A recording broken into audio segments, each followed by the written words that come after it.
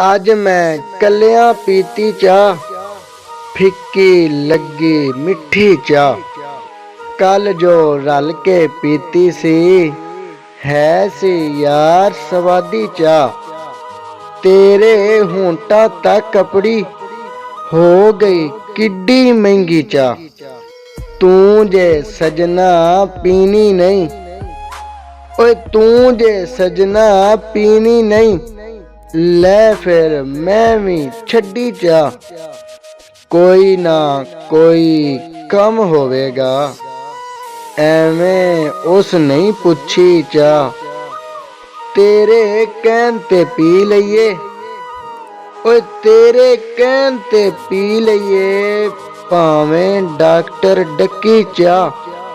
कुल दुनिया ए मेरे लई, सिगरट सज्जन शायरी चाह। अज मैं कलियां पीती चाह, फिक्की लगी मिठी चाह।